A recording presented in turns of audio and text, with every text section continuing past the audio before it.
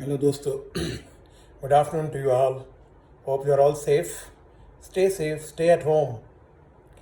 कुछ दिन पहले मैंने एक बड़ा लंबा वीडियो जारी किया था कि whether we require multiple registrations in the states और not.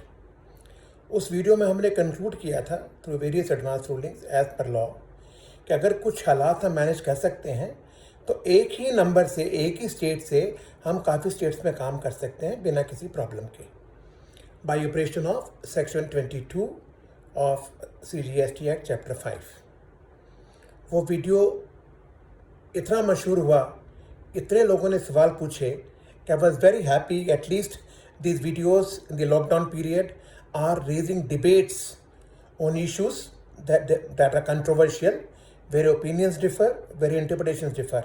At least I am very happy कि जो भी हम लोग वीडियो बना के भेज रहे हैं आपको, after thorough research, it is not off the cuff videos. तो उसमें काफ़ी डिबेट होती है. मेरे को कम से कम 40-50 एडिशनल कमिश्नर, स्पेशल कमिश्नर्स ने मैसेज भेजे उस वीडियो के ऊपर, and they gave their reactions. It was overwhelming. उस वीडियो के बाद मेरे को काफ़ी लोगों के और भी फ़ोन आए कि मिस्टर वर्मा, ये जो सेक्शन 22, 23 और 24 का इंटरप्ले है, इसका क्या मतलब है? उन सबको एडवांस रूलिंग्स मालूम है. जो भी सेक्शन 24 पे एडवांस रूलिंग्स आई हैं, काफ़ी लोग जानते हैं, जो पढ़ते हैं, जो काम करते हैं. लेकिन फिर भी लोग समझना चाहते हैं कि अगर सेक्शन 24 के जो 12-13 फैक्टर्स हैं, सर्कमस्टांसिस हैं, अगर वो हों तो क्या डीलर को नंबर लेना ही लेना है? कोई इसका वे आउट नहीं है? तो उसको समझने के लिए आज हम इस वीडियो में थोड़ी चर्चा करेंगे. ये भी थोड़ा लंबा होगा, आपको झेलना होगा.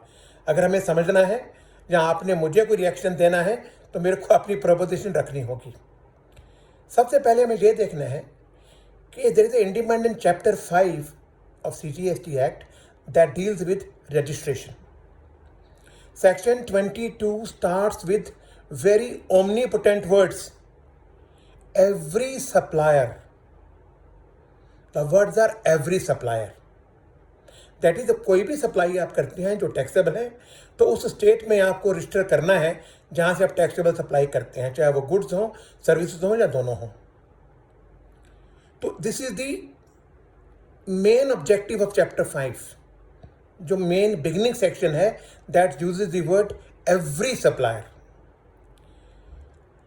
अब उसमें से उन्होंने एक एक्सेप्शन निकाली, सेक्शन 23. सेक्शन 23 नक्शल में बोलता है कि अगर कोई सप्लायर एक्सक्लूसिवली एग्जम्प्ट सप्लाई में डील करता है तो उसको नंबर लेने की जरूरत नहीं है. Remember, number is pan based. ये जो एग्जम्प्ट सप्लाई हैं, जिनमें टैक्स नहीं लगता, जो सेक्शन 11 और यहाँ जो सेक्शन 11 के नोटिफिकेशन से गवर्नमेंट उनको एग्जम्प्ट करती है. I think there are notification number 2 and 17 जो इन चीज़ों को डिफाइन करते हैं कि कोई 150-55 गुड्स हैं जो एक्सक्लूसिवली एग्जम्प्ट हैं.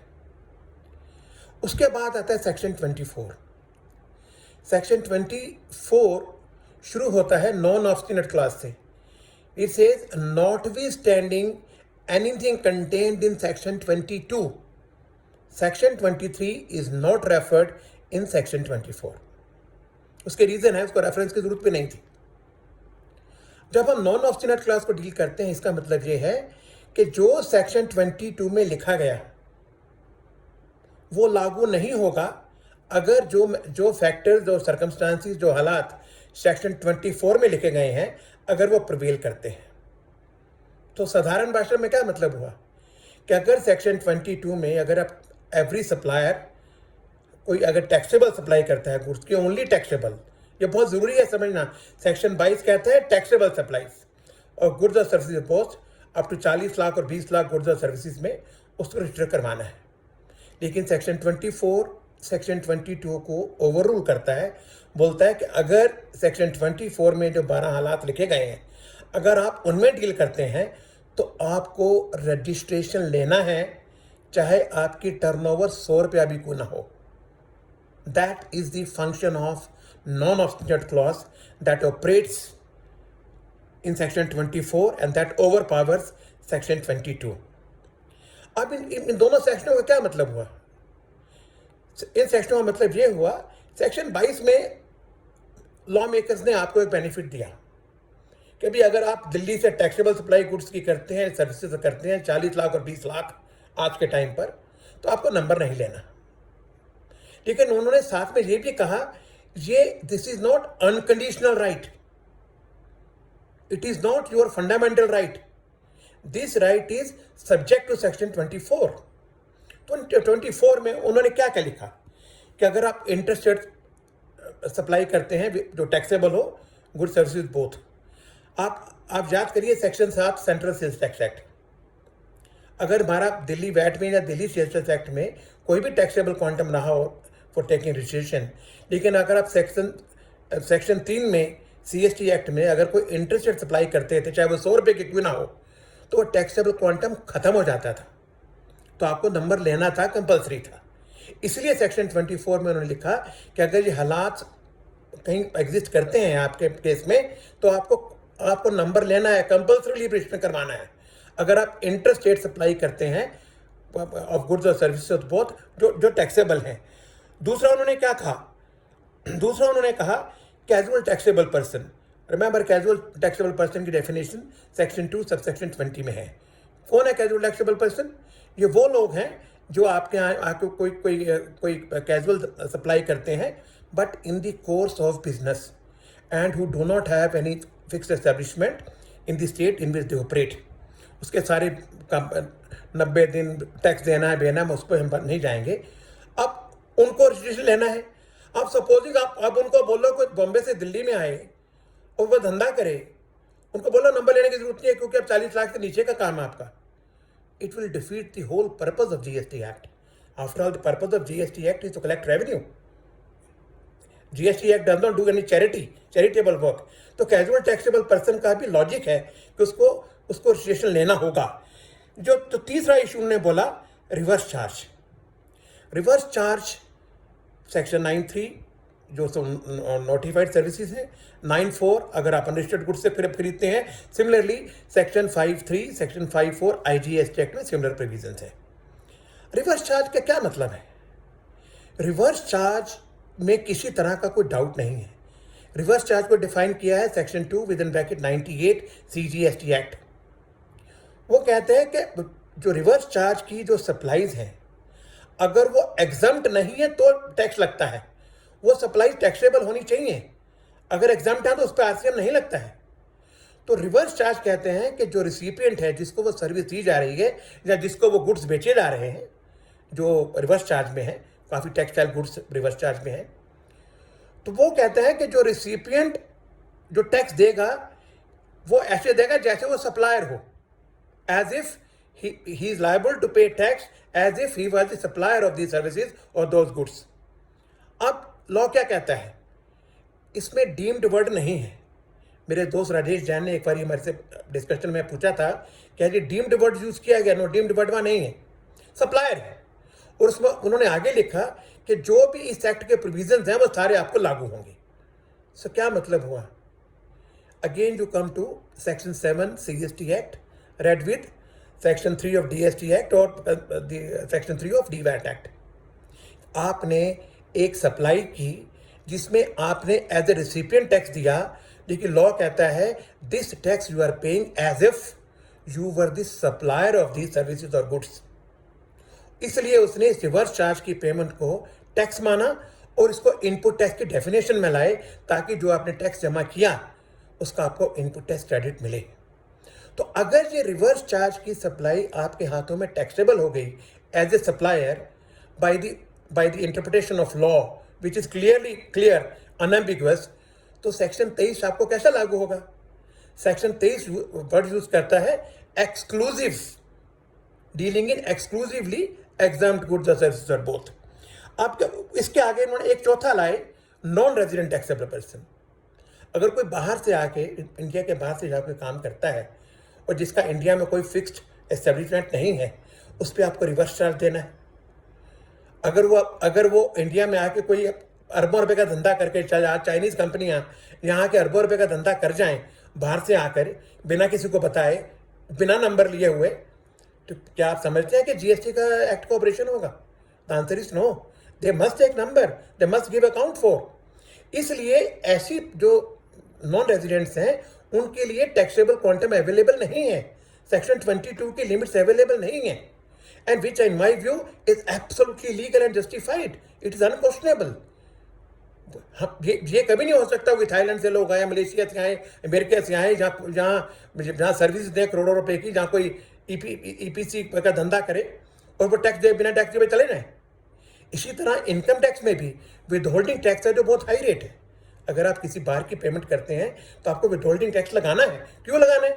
टैक्स तो आप ऐसे भी दे रहे हो ना, पर विदहोल्डिंग टैक्स की पेमेंट है कि वो बिना टैक्स के बंदा नहीं जाना चाहिए। उसने जो सर्विसेज हमारे को इंडिया में दी है उसको टैक्स देना है। इसके बाद if you are required to deduct TDS, तो सेक्शन 51 के भी नोटिफिकेशंस अदर देन गवर्नमेंट के लिए नहीं है, लेकिन अगर आप टीडीएस काटते हैं तो आपको टैक्स देना है। उसका क्या ऑब्जेक्टिव है कि अगर आप टीडीएस काटते हैं तो आपको पेमेंट मिली है। पेमेंट किस लिए मिली है? कि आपने गुड्स एंड सर्विस सप्लाई की है, तो किया है तो आपको उसका हिसाब देना है। ये तो नहीं कह सकते हम उसका हिसाब नहीं देंगे। तो ये भी जो प्रोविजन है बिल्कुल जस्टिफाइड है। उसके बाद है एजेंट। अब एजेंट अगर वो किसी भी कैपेसिटी में काम करे, किसी भी तरह से नाम हो, डेलकड एजेंट हो, बेनेवलेंट एजेंट हो, कोई भी कितना एजेंट नाम हो, if he is doing supply in the course of business for and on behalf और प्रिंसिपल, उसको नंबर लेना है। अब वो एजेंट भी कह सकता है जी मैं तो अपना कोई काम नहीं करता, मैं तो मिस्टर वर्मा का एजेंट हूँ, मुझे माल भेजते हैं, उनका भेजता हूँ, तो मैं किस बात का नंबर लूँ? तो एजेंट साहब आपका नंबर लेना पड़ेगा for the simple reason supply आप कर रहे हैं। Section 22 use the word every supplier. The every word includes all kind of suppliers. अगर खाली टैक्सेबल पर्सन को करना होता रिस्ट्रिक्ट, तो section 22 every supplier word use नहीं करता। तो जो वर्ड्स लेजिस्लेचर यूज करता है उसका पर्पस है, उसका मतलब है। इसलिए ये कहना कि ये चीजें हमें लागू नहीं होती, no. Section 22 starts with every supplier.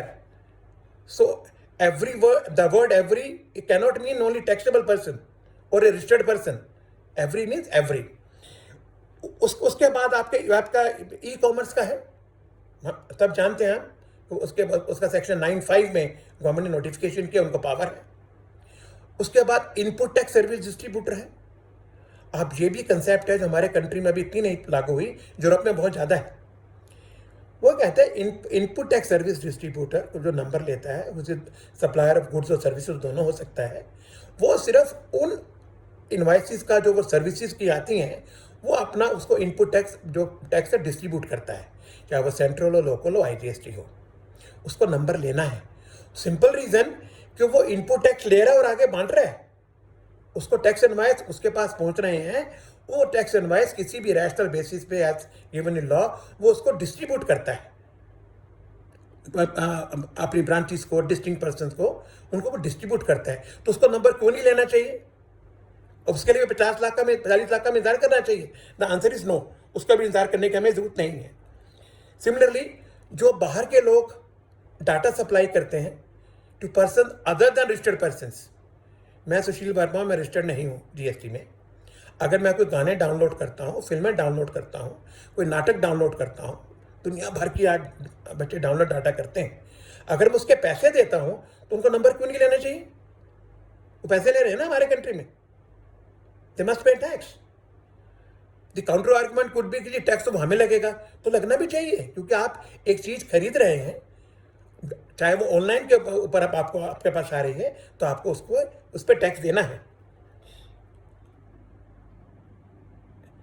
इसके बाद भी गवर्नमेंट को फर्दर पावर है। सेक्शन 24 में एक और नोटिफिकेशन इशू कर सकती है, अगर वो चाहें तो आपका जो रजिस्ट्रेशन है मैंडेटरी करते हैं। तो सेक्शन 24 के ये 9, 10, 11 खास रीजंस हैं जहां registration is compulsory notwithstanding. So now let us come to section 23। Section 23 कहता है सेक्शन 23 में ये नहीं लिखा कि notwithstanding anything contained in section 22। Section 23 कहता है कि if a supplier deals in exclusively exempt supply of goods और services both he need not take registration. वहां भी 22(3) में गवर्नमेंट को पावर है कि वो ऐसी एग्जम्प्ट सप्लाई को नोटिफाई कर सके। If I remember correctly, notification 2/17 था, जिसमें कोई 150 के आसपास फुली एग्जम्प्ट सप्लाई दी गई थी। वो आज भी है, मुझे उसका इसमें रेफर करने की जरूरत नहीं है, आप देख सकते हैं। अब section 23 operates in a very restricted manner. It is not a stand alone section at all. जो कुछ मेरे दोस्त बोलते हैं, मैं भी बहस करता था पहले इसमें, लेकिन अब जब मैंने इस पर पूरी रिसर्च की, जो भी इसमें जजमेंट्स एडवांस रूलिंग्स आई उनको ध्यान से पढ़ा, तो आई एम कन्विंस्ड कि 23 is not a stand alone section. It is culled out from section 22। ये हर एक्ट में था, ये वैट में भी था, सेल्स टैक्स में भी था, एक्साइज में भी था, कि जहां पर नंबर नहीं लेना। तो ये कहता है कि अगर आप एक्सक्लूसिवली एग्जम्प्ट सप्लाई में डील करते हैं तो आपको नंबर नहीं लेना। अब अगर सेक्शन 24 में आप आ गए, for example reverse charge mechanism, GTA services जो नोटिफाइड है, लॉयर्स सर्विसेज नोटिफाइड है, इन पे रिवर्स चार्ज है, तो क्या कहता है कानून? कानून कहता है कि अगर आपने रिवर्स चार्ज की कोई सर्विस ली है तो आपको उस पर टैक्स देना है as if you were the supplier. As a supplier आपको टैक्स देना है, और जो एक्ट के सारे प्रोविजन है वहां पर लागू होते हैं। तो दोस्तों फिर आप क्या बने? Once you become a supplier and you are paying a tax, you are making a taxable supply. तो सेक्शन 23 का जो वर्ड्स है एक्सक्लूसिवली एग्जम्प्ट, आप उससे बाहर आ गए तो आपको नंबर लेना होगा। इंटरस्टेट सप्लाई वो हमारे पहले एक्ट में भी था, इसमें भी है। सो दोस्तों, section 23 does not operate on A stand alone platform. Main section is 22। In my view, section 23 and 24 at best are collateral sections to section 22. The function of 22 is to register every supplier. लेकिन उसमें भी उनको आप limits दी कि आपकी taxable supply हो। तो अगर आपकी टैक्सेबल सप्लाई थी ही नहीं तो सेक्शन 23 की जरूरत क्या थी? फिर तो इट इज ए ओटीओ सेक्शन जिसका कोई लेना देना नहीं है, वो तो सेक्शन 20 में वैसे बाहर थे आप। लेकिन उन्होंने जो एक्सक्लूसिवली एग्जम्प्ट सप्लाई बोली, जो नोटिफाई की गई, तो उसका अपना सेक्शन 23 का भी अपना एक नॉन पर्पस था। और सेक्शन 24 में जो सेक्शन 23 नहीं लिखा गया, उससे कोई फर्क नहीं पड़ेगा, किसी तरह का कोई फर्क नहीं पड़ता। कानून क्लियर है कि अगर कुछ प्रोविजंस में कन्फ्लिक्ट है, अपरेंटली इसमें है, अगर 23 का नंबर नहीं लेना तो 24 कैसे कह सकता है? लेकिन मेरे हिसाब से कन्फ्लिक्ट नहीं है जी। 24, 23 ऑपरेट ऑन इंडिपेंडेंट प्लेटफॉर्म्स। अगर कन्फ्लिक्ट हो भी तो इसका इंटरप्रिटेशन रूल है कि वो इंटरप्रिटेशन लेनी चाहिए जो एक्ट का पर्पस सर्व करती है, जो एक्ट के पर्पस को डिफीट नहीं करे। A particular section should not be made a dead lumber, a dead piece of wood नहीं बनना चाहिए उसको, उसकी वर्केबिलिटी होनी चाहिए। देयरफॉर जब हम सेक्शन 23 में डील करते हैं और हम कहते हैं कि हमारी 100 करोड़ की एग्जम्प्ट सप्लाई की टर्नओवर है, एक्सक्लूसिवली एग्जम्प्ट, सपोजिंग आप कैटल फीड बेचते हैं, दूध बेचते हैं, सब्जियां बेचते हैं, लेकिन अगर आपने कोई सर्विस सेक्शन 24 में मेंशन्ड ले ली तो आपको नंबर लेना होगा, उसका कोई वे आउट नहीं है। सो सेक्शन 22, 23 हमें हार्मोनियसली कंस्ट्रू करना होगा। हार्मोनियस कंस्ट्रक्शन क्या होती है कि हर सेक्शन का आपके मतलब निकलना चाहिए, और act should be workable. Act unworkable होगा अगर हम 24 को निकाल दें। 24 नहीं होता फिर तो कोई प्रॉब्लम नहीं थी, क्योंकि लेजिस्लेशन ने 24 सेक्शन रखा, उसका पर्पस यही था। अब आपने नंबर ले लिया, इसका मतलब ये नहीं है कि जो आपकी एक्सक्लूसिवली एग्जाम सप्लाईज हैं उनमें टैक्स लगेगा, वो एग्जाम्पशन कंटिन्यू रहती है।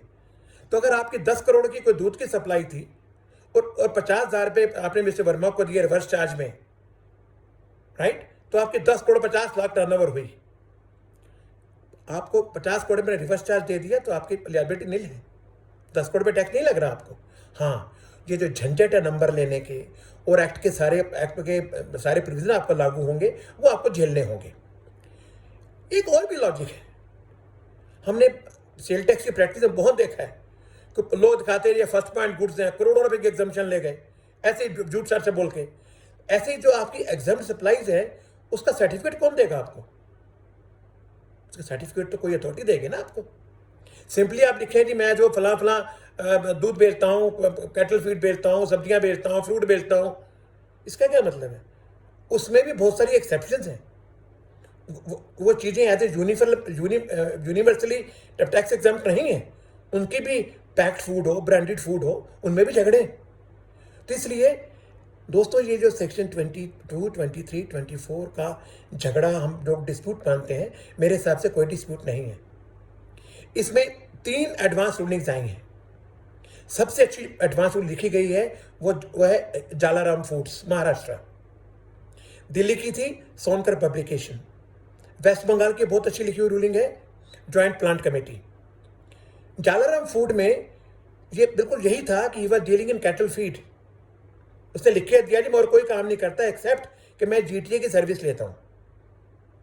उन्होंने इसी जो हमने वीडियो बनाया इसी लाइन पे काफ़ी सुप्रीम कोर्ट की जजमेंट डाली और द प्रिंसिपल ऑफ इंटरप्रिटेशन डाले। अब उन्होंने इसको बोला कि नहीं, नॉटवी स्टैंडिंग कि आप 23 स्टैंड अलोन है या नहीं, हार्मोनियस कंस्ट्रक्शन देनी होगी आपको और आपको नंबर लेना होगा। इसीलिए Sonkar publication joint plant committee में भी उन्होंने लिखा कि अगर आप रिवर्स चार्ज में नहीं आते तो आपका नंबर नहीं लेना। तो वो जो लोग कहते हैं कि उनमें मोला नंबर नहीं लेना, वो रूलिंग वो नहीं थी। उन्होंने ऑपरेटिंग पैरा में लिखा था कि अगर आप रिवर्स चार्ज में नहीं आते तो आपको नंबर नहीं लेना। सो दोस्तों ये वीडियो बहुत अच्छा वीडियो है, हमें समझना चाहिए, डिबेट करनी चाहिए, हमें और रिसर्च करनी चाहिए।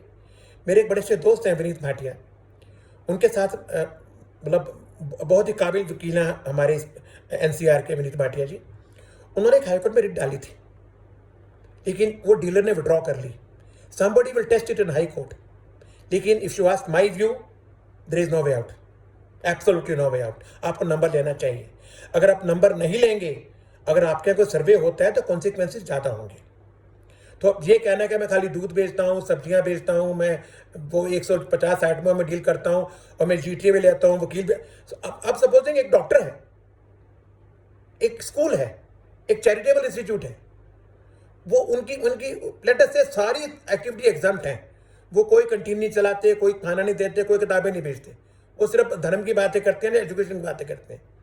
अगर वो लॉयर सर्विसेज लेते हैं तो उनको रिवर्स चार्ज काटना है, उनकी ड्यूटी है, क्योंकि रिवर्स चार्ज में टैक्सेबल क्वांटम नहीं है। 1 रुपये की पेमेंट करें तो आपको रिवर्स चार्ज काटना है। तो इसलिए दोस्तों ये कहना कि ये एक्ट की इंटरप्रिटेशन गलत है, मेरे हिसाब से बिल्कुल ही ये argument is non existent. If you are covered by any of the 11-12 circumstances of section 24, whether as a recipient और एज ए सप्लायर, आपको नंबर लेना है और नंबर लेके जो एक्ट में सारी रिक्वायरमेंट्स हैं आपको पूरी करनी है और करनी चाहिए। इसलिए जो भी हमारे क्लाइंट्स हैं जो सेक्शन 23 के प्रोडक्ट्स में डील करते हैं, तो अगर वो किसी सेक्शन 24 के किसी भी हालात में आते हैं, उनके पास कोई वे आउट नहीं है, they must be registered. Otherwise the words used in section 22 which is the main section 23, 24 are called out to effectuate section 22. They are collateral to section 22. 23, 24 standalone sections नहीं है। 24 में 22 लिखा ही है, तो 23 भी 22 का हिस्सा है, उसमें से काट के लगाया गया है। क्योंकि अगर खाली एग्जाम सप्लाई को नंबर नहीं देना था तो 23 लिखने की जरूरत क्या थी? तो 22 में क्लियर है कि अगर आपकी 45 लाख की टैक्सेबल सप्लाईज हैं तभी नंबर लेना है आपको। But the words used in the beginning of the section कि every supply must be subject to registration, therefore every supplier must be registered. इस फिलॉसफी को देखते हुए अगर हम 22, 23, 24 पढ़ते हैं तो बिल्कुल क्लियर चीज है कि आप अगर 24 में आते हैं आपका नंबर लेना है। सो दोस्तों, ये आज का वीडियो था। थोड़ा काफ़ी लोगों को बुरा लगेगा ये वीडियो, क्योंकि इसमें एक व्यू है, and a lawyer must take a view. I am not a person who goes here and there. I have read those advanced rulings. I have read many articles people have written on this particular issue, and I've discussed with my friends who I think know little more than me, Rakesh Garg and Rajesh Jain, and Vineet Bhatia is also a good friend of mine.